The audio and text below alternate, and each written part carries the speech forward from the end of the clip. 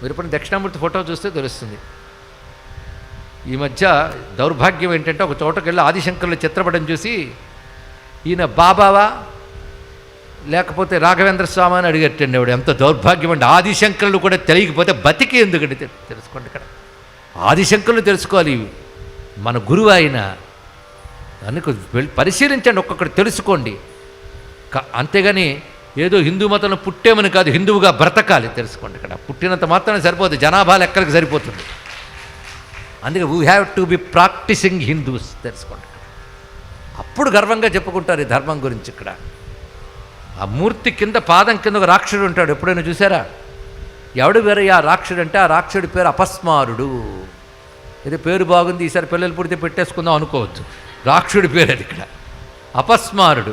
అపస్మారుడు అనే మాటకు అర్థం తెలుసా? అపస్మృతి అంటే జ్ఞాపకం లేకపోవడం, ఒకదాని కూడా జ్ఞాపకం ఉండడం, రెండు ప్రమాదమే. మనం ఎవరో మర్చిపోయి బ్రతకడమే మృత్యువు.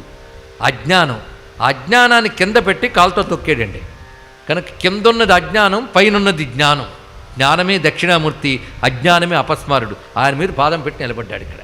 అంటే అజ్ఞానంకి దాటిన తర్వాత ఆయన ఉన్నాడు. తమస పరస్తాత్ అంటే ఇది అర్థం. ఇక్కడ ఇలా పెట్టి అలా నిలబడ్డాడండి. ఇక్కడ అంటే నిలబడ్డాడు కదా, కూర్చున్నాడు. మర్రి చెట్టు కింద ప్రశాంతంగా కూర్చున్నాడు, నవ్వుతున్నాడు.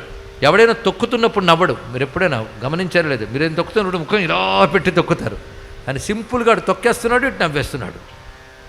అంటే ఎంత ఈజీగా చేస్తున్నాడు ఆ పని, అలా తొక్కేస్తున్నాడు ఆయన ఇక్కడ. అలాగే మనకు భగవంతుడి దక్షిణామూర్తి గురువుగారు దయ కావాలంటే నీలో ఉన్నటువంటి బండతనం, బుద్ధిమాంద్యం అంటారు. బుద్ధిమాంద్యం అంటే ఏం చెప్పినా ఎక్కదు. కొందరు ఏది చెప్పినా ఒకేలా ఉంటారనమాట. అంటే వాడికి ఏమీ ఎక్కలేదని అర్థం. ఇక్కడ వాడి దగ్గర సంగీతం పాడినా ఒకటే, ఇంకే చప్పుడు చేసినా ఒకటే, వాడికి ఏది ఎక్కదు. అలాగే పాఠాలు చెప్తున్నవాడు పిల్లలు కొంతమంది చురుగ్గా చకచక గ్రహిస్తారు, కొంతమంది ఎందుకు వచ్చాను రా బాబు అని కూర్చుంటారు. ఇక్కడ దాన్ని బుద్ధిమాంద్యం అంటారండి, తెలుసా?